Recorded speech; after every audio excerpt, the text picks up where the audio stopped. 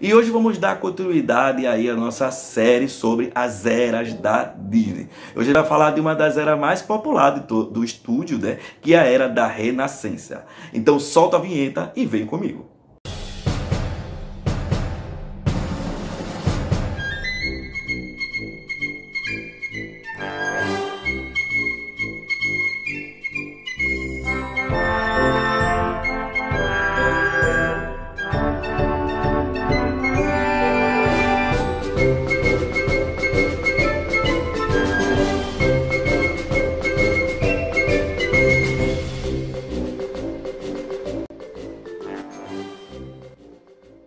Eu tenho certeza absoluta que todos os filmes que a gente vai falar desse período, né, da era do estúdio Disney, que era da Renascença, a grande maioria, maior parte das pessoas tem uma ligação sentimental com esses filmes, porque são filmes mais recentes e são filmes bem populares do estúdio. Mas antes da gente continuar, vamos lá pro vídeo de praxe, vamos sapecar o dedão aí na inscrição do canal, aqui ó, vamos se inscrever no canal, vamos ativar o sininho também para receber todas as notificações e deixa o like no vídeo também, que isso é muito importante para o engajamento do canal. E quem quiser conhecer um pouco mais do meu trabalho além do mundo camundongo, eu tenho um podcast também, né, onde eu falo além de Disney, falo também de Pixar, Marvel, Star Wars, falo sobre os Vingadores, sobre a saga Star Wars, né, e outras cositas também ligadas aí ao mundo Disney. O podcast se chama Multiverso Mickey e está disponível aí nas principais plataformas digitais de música, Spotify, Deezer, por aí vai. Multiverso Mickey, quem quiser conhecer um pouco mais e abranger um pouco mais das discussões, é só acompanhar o Multiverso Mickey. Sai episódio novo toda segunda-feira. Pois é, como eu disse pra vocês, eu vou falar aqui mais uma vez sobre as eras da Disney, né? Já falei sobre outras eras, já falei aqui, tem vídeo, eu vou deixar sempre linkado aqui, ó, os vídeos que já saíram, que eu vou falar agora para vocês, e também vou deixar aqui nos comentários. A gente já fez vídeo aqui sobre a Era de Ouro, né, que é as primeiras animações, Branca de Neve, Pinóquio, Fantasia e por aí vai. Já fiz um vídeo também sobre a Era da Guerra, né, que é o período aí de curtas, né, que vão se juntar para fazer os filmes, né? Alô Amigos, Você Já Foi à Bahia, Música Maestro e por aí vai. Já fiz também sobre a Era de Prata, que é um período aí, né, de alguns outros clássicos conhecidos do estúdio também, como Peter Pan, Cinderela, Alice nos Países da Maravilha. E o último vídeo que saiu foi falando sobre a Era Sombria, que é um período que vai quase falir o estúdio, que são animações que não teve uma grande repercussão, como por exemplo, Caldeirão Mágico, o Ursinho Pooh, o Cão e a Raposa e outras animações que quase fizeram com que a Disney desistisse de fazer animações. E aí hoje a gente vai falar do período da Era da Renascença, que como o próprio nome diz, né, é o período em que a Disney está ressurgindo, está renascendo e vai trazer aí grandes clássicos pra gente, grandes sucessos que até hoje são considerados como grandes clássicos da Disney, né? Como eu disse, a Disney vai sair de um período aí, né, de quase falência, de quase fechamento do estúdio, né? Mas aí, por conta das peripécias do Ratinho Detetive e de uma cilada para Roger Rabbit, que trouxe aí, né, um retorno financeiro considerável para a Disney, ela vai se empolgar e aí ela vai decidir trazer para essa era aí, né, de novo, os contos de fadas que fizeram sucesso no passado, né? Mas dessa vez, ela vai trazer o Contos de Fadas de uma maneira diferente. O que é que vai continuar aqui com relação aos Contos de Fada? Música, né? Só que agora aqui vai ser um musical, vão ser musicais, alguns, né, mais exagerados, chegando até a ser uma coisa assim na Broadway, né? Para isso, por exemplo, a Disney vai contratar um músico, né, que o compositor da Broadway bastante conhecido, que é o Alan Menken, e que até hoje também ele é responsável aí por grandes sucessos desse período. Uma das preocupações da Disney vai ser trazer um foco diferente aí, né, nesses contos de fadas, para que o público não pense que ela já tem uma fórmula pronta. Tá, então vamos ver aqui quais são as animações que vão fazer parte desse período. A gente tem A Pequena Sereia, de 1989, Bernardo e Bianca na Terra dos Cangurus, de 1990,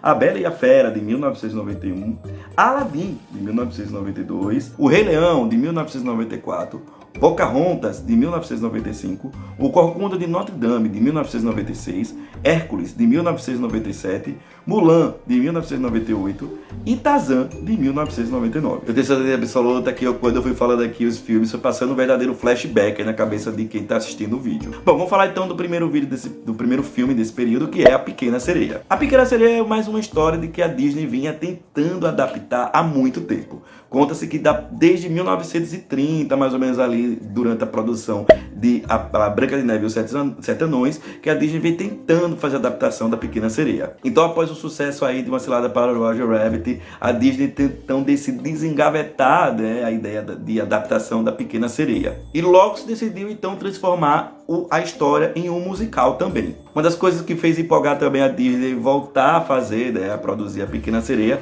foi que quando eles estavam pesquisando, né, mais sobre o que já tinha sido feito antes no estúdio, né, eles acharam alguns esboços da Pequena Sereia, e isso fez também com que os animadores ficassem mais empolgados em adaptar a história da Ariel. A Pequena Sereia foi um grande sucesso de bilheteria e de crítica, e mostrou ao público que a Disney poderia continuar produzindo clássicos de uma maneira mais moderna. O ambiente do mar foi cuidadosamente preparado também para que o público ficasse, para ficar o mais natural possível, para que o público também ficasse admirado com aquela paisagem toda. A próxima animação é Bernardo e Bianca na Terra dos Cangurus, e eu devo dizer para vocês que esse é o filme mais fora da curva do período. Por que ele é um filme considerado fora da curva? Porque ele não é um filme de conto de fadas. Ele foi muito mais feito para ser uma continuação do Bernardo e Bianca de 1970. Sua recepção da crítica foi positiva, porém a bilheteria, né, o sucesso de bilheteria foi uma coisa bem morna, né? Tanto é que ele passa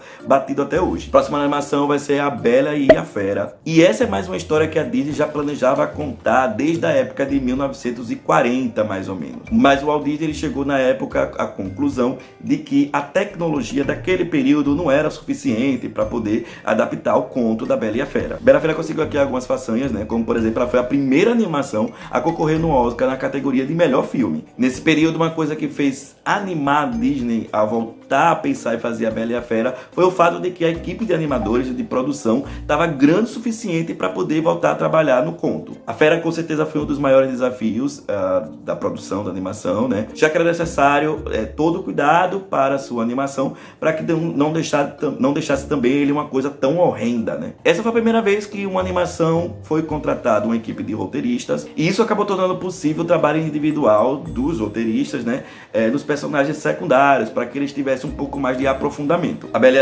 a Fera foi mais um grande sucesso de bilheteria do período e também recebeu muitas críticas positivas. E mais uma vez a Disney observou que, assim como a Pequena Sereia, a Bela e a Fera conseguiu atrair tanto criança como adultos para o cinema. A próxima animação do período vai ser Aladdin, que particularmente para mim é uma de que eu tenho mais apego do período. E ela vai contar aqui com uma outra fórmula, né? A gente vai ter aqui agora o foco em cima de um personagem masculino, não em cima de alguma personagem feminina que vai ser uma eventual princesa. Aladdin foi o filme de maior bilheteria do período até então, e mais uma vez ele também foi considerado um grande sucesso aí também pela crítica, além de bilheteria. Dessa vez o foco aqui da história vai ser pegar um conto bastante popular lá do Oriente Médio, né, das Mil e Uma Noites.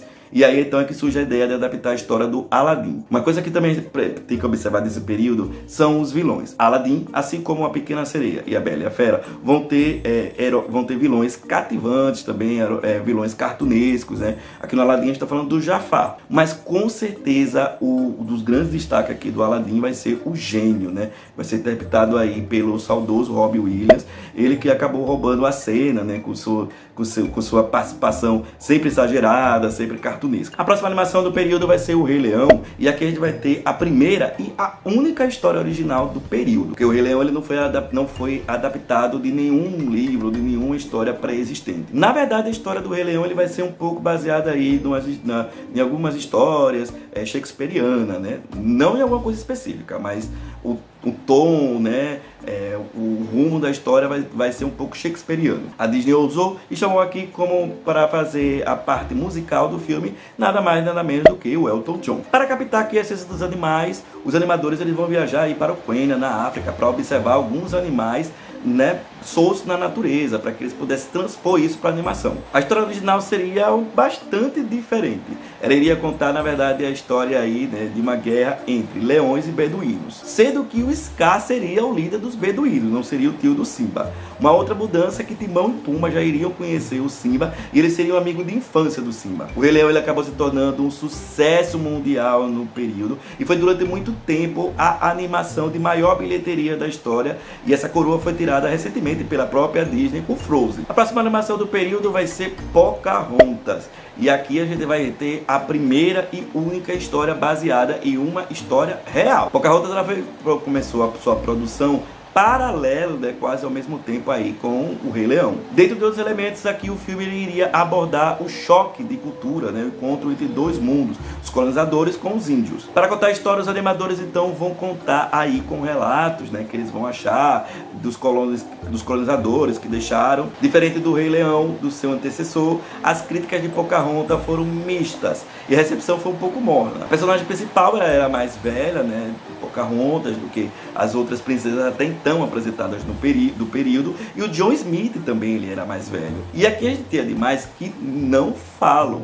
Então Pocahontas ele acabou sendo um pouco mais sério, um pouco mais adulto, um pouco mais maduro. Então isso talvez tenha contribuído para sua recepção morna no período. A próxima animação do período, o Corcunda de Notre Dame, também vai ser mais uma animação do período com um teor mais maduro, um pouco mais adulto. Mas ao contrário de Pocahontas, o Corcunda vai receber críticas mais positivas. Ela vai contar a adaptação de um livro bastante conhecido da literatura, que é o livro Corcunda de Notre Dame, do autor Victor Hugo, do autor francês Victor Hugo. Durante a produção, os animadores eles perceberam que o Quasimodo do livro ele era mais jovem. Eles ficaram abismados com isso, porque todas as adaptações do Corcunda de Notre Dame, o Quasimodo ele era representado como um homem de meia idade. Então os animadores eles quiseram deixar o Quasimodo jovem, né, para que a gente conseguisse ter uma empatia, uma ligação melhor com o personagem. Ele é considerado um dos filmes mais sombrios de toda a Disney por conta também dos seus temas. A narrativa ela vai explorar aí, né, infanticídio,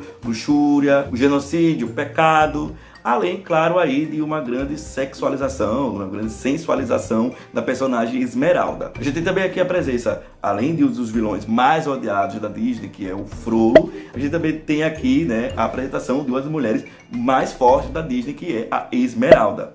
E aliás, eu já contei aqui, né, fiz um dossiê contando mais sobre a história da Esmeralda. Quem quiser saber um pouco mais, vou deixar linkado aqui. A próxima animação que eu também tenho um grande apego aqui, ó, é o Hércules. Ele foi recebido pelos críticos de maneira positiva, porém a sua bilheteria foi também um pouco morna. A produção da animação se iniciou em 1992 e o foco aqui seria pegar uma história da mitologia grega. O objetivo também aqui era deixar a animação mais leve do que seus antecessores, do que Pocahontas e do que o Corcunda de Notre Dame. Então algumas coisas foram mudadas na história do Hércules, como por exemplo as traições aí dos Zeus, né, que acabou tendo um caso fora do seu casamento com sua mãe adotiva, né, que é Alcene. Na animação isso é totalmente descartado. A gente tem também aqui a presença de um dos vilões mais caricatos, de mais lembrados, da mais amados da Disney, que é o Hades, além também da presença de uma das mulheres de chumbo da Disney, que é a Megara, né? A próxima animação do período vai ser focada aí numa personagem guerreira feminina, né, que é a Mulan. Mulan ela teve um sucesso de bilheteria maior do que os seus antecessores, do que o Hércules, do que o Corcunda, do que Pocahontas, e teve também um sucesso de crítica maior também. Como eu disse, ela vai ser focada aí em uma personagem feminina destemida, né? E a gente tem a participação também aí de personagens cativantes, como Mushu, Grilinho, que vão também fazer com que o público se apaixone pela animação. Os animadores eles vão viajar para a China, né, para captar um pouco mais da essência da cultura chinesa. Mas apesar disso, os chineses eles não se agradaram muito com a animação, né? Eles falam que ela tem um tom muito ocidental, até porque Mulan não teve a participação na sua produção de nenhum chinês, de nenhum oriental. E a última animação do período é Tarzan, né, o Rei da Selva. Tarzan vai contar aí com a participação na sua trilha sonora, né, do bem conhecido músico Phil Collins. Ele que vai ser responsável aí então por canções bem icônicas também da animação. O objetivo aqui era mostrar uma história que já foi contada diversas vezes de uma maneira atrativa e de uma maneira moderna. Inclusive até o presidente da Disney, ele ficou abismado como nunca teve uma tentativa anterior de se animar a história, de se adaptar à história do Tarzan para a animação. Cenas do Tarzan aqui se movimentando pelos galhos da floresta, pelos cipós, dava uma sensação de imersão na história. O foco aqui também era mostrar a busca do Tarzan pela sua identidade e por sua origem. Bom, essas são as animações do período, né? Conta pra mim aqui nos comentários qual é a sua animação favorita do período daqui da Renascença, né? Eu já vou logo dizer na minha. Eu tenho aqui eu gosto de todas, mas eu tenho aqui um grande apego pelo Aladdin e pelo Hércules principalmente. Então conta aqui nos comentários qual é a sua animação preferida. Espero que vocês tenham gostado do vídeo. Muito obrigado a todos que ficaram até o final e até o nosso próximo vídeo aqui do seu Mundo Camundongo. Tchau!